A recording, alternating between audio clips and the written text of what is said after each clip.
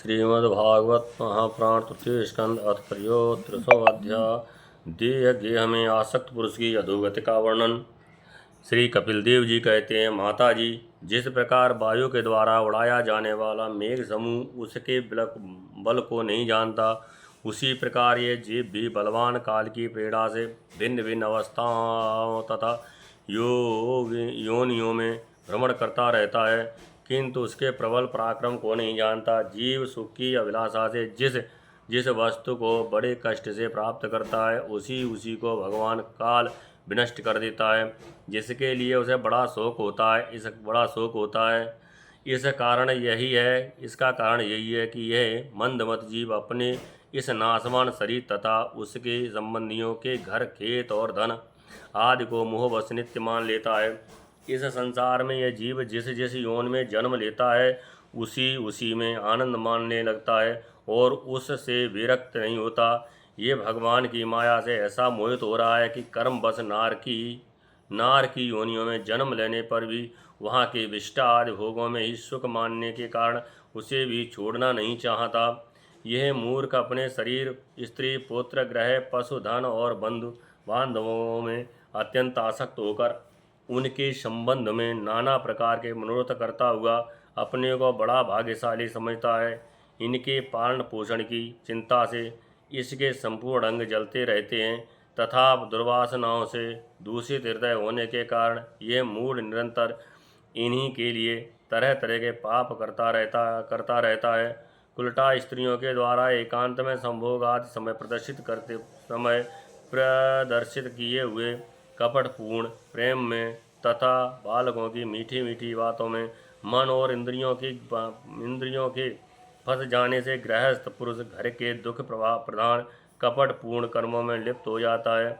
उस समय बहुत सावधानी करने पर यदि उसे किसी दुख का प्रतिकार करने में सफलता मिल जाती है तो उसे भी वह सुख सा मान लेता है। जहाँ तहाँ से भयंकर हिंसा वृत्ति के द्वारा धन संचय कर यह ऐसे लोगों का पोषण करता है जिनके पोषण से नरक में जाता है। स्वयं तो उनके खाने पीने से बचे हुए अन्न को खा कर रहता है। बार बार प्रयत्न करने पर भी जब इसकी कोई जीविका नहीं चलती तो यह लोभ बस अधीर हो जाने से दूसरे के धन की इच्छा करने लगता है। जब मंद भाग्य के कारण इसका कोई प्रयत्न नहीं चलता और ये मंद बुद्धि धनहीन होना कुटुंब के भरण पोषण में असमर्थ हो जाता है, तब अत्यंत दीन और चिंतातुर होकर लंबी लंबी सांसें छोड़ने लगता है। इसे अपने पालन पोषण में असमर्थ देखकर वीर स्त्री पुत्रादि इसका पहले के समान आदर नहीं करते। जैसे कृपण किसान बूढ़े बैल की उपेक्षा कर देते हैं, फिर भी इसे वैराग्य नहीं होता। जिन्हें उसने स्वयं पाला था वे ही अब उसका पालन करते हैं।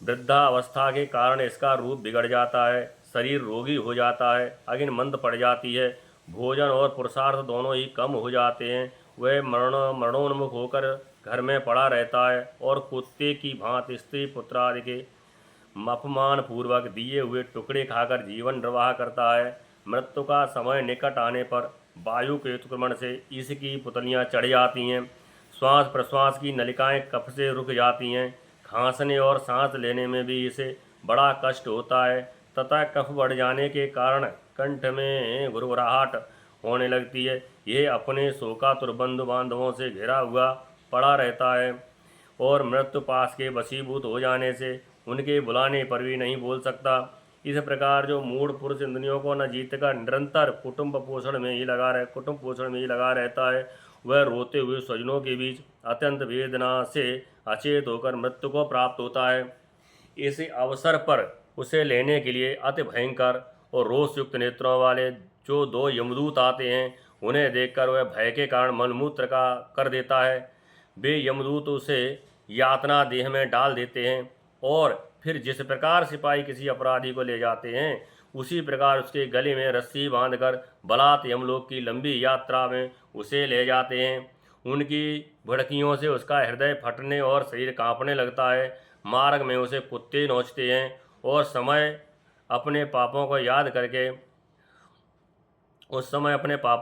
करके वह व्याकुल हो उठता है। भूख प्यास उसे बेचैन कर देती है तथा घाम, दावानल और लूओं से वह तप जाता है। ऐसी अवस्था में जल और विश्राम स्थान से रहित उस तप्त वालुकामय मार्ग में जब उसे एक पग आगे बढ़ने की भी शक्ति नहीं रहती, यमदूत उसकी पीठ पर करोड़ों कोड़े बरसाते हैं, तब बड़े कष्ट से उसे चलना ही पड़ता है। वह जहाँ तहाँ थक कर गिर जाता है, मूर्छा आ जाती है, चेतना आने पर फिर उठता है। इस प्रकार आते दुखमय अंधेरे मार्ग से अत्यंत क्रूर यमदूत उसे शीघ्रता से यमपुरी ले जाते हैं।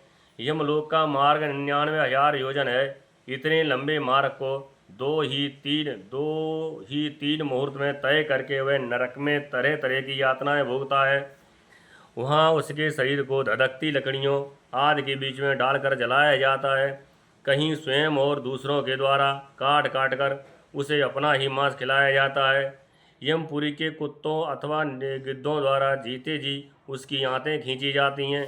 सांप, बिच्छू और डांस आदि डसने वाले तथा डंक मारने वाले जीवों से शरीर को पीड़ा पहुंचाई जाती है। शरीर को काटकर टुकड़े टुकड़े किए जाते हैं। उसे हाथियों से चिरवाया जाता है, पर्वत शिखरों से गिराया जाता है अथवा जल में गड्ढे में डालकर बंद कर दिया जाता है। ये सब यातनाएं तथा इसी प्रकार तस्मितामिश्र, अंधतामिश्र एवं रौरवाद नरकों की और भी अनेकों यातनाएं स्त्री हो या पुरुष उस जीव को पारस्परिक संसर्ग से होने वाले पाप के कारण भोगनी ही पड़ती हैं। माता जी, कुछ लोगों का कहना है कि स्वर्ग और नरक तो इसी लोक में है, क्योंकि जो नार की यातनाएं हैं वे यहाँ भी देखी जाती हैं। इस प्रकार अनेक कष्ट भोग कर अपने कुटुंब का ही पान करने वाला अथवा केवल अपना ही पेट भरने वाला पुरुष उन कुटुंब और शरीर दोनों को यहीं छोड़कर मरने के बाद अपने किए हुए पापों का ऐसा फल भोगता है। अपने शरीर को यहीं छोड़कर प्राणियों से द्रोह करके एकत्रित किए हुए पाप रूप पाथेय को साथ लेकर वह अकेला ही नरक में जाता है। मनुष्य अपने कुटुंब का पेट पालने में जो अन्याय करता है उसका देव विहित कुफल वह नरक में जाकर भोगता है। उस समय वह ऐसा व्याकुल होता है मानो उसका सर्वस्व लुट गया हो। जो पुरुष निरी पाप की कमाई से ही अपने परिवार का पालन करने में व्यस्त रहता है वह अंधतामिश्र नरक में जाता है, जो नरक में चरम सीमा का कष्ट प्रतिष्ठान है। जो नरकों में चरम सीमा का कष्ट प्रतिष्ठान है। मनुष्य जन्म मिलने के पूर्व कितनी भी यातनाएं हैं तथा सूकर कुकराद योनियों के जितने कष्ट हैं उन सब को क्रम से भोग कर शुद्ध हो जाने पर वह फिर मनुष्य योनि में जन्म लेता है। इत श्रीमद्भागवते महापुराणे परमहंसायां संहितायां तृतीय स्कंदे कपिलाख्याने कर्म विपाको नाम 13वां अध्याय।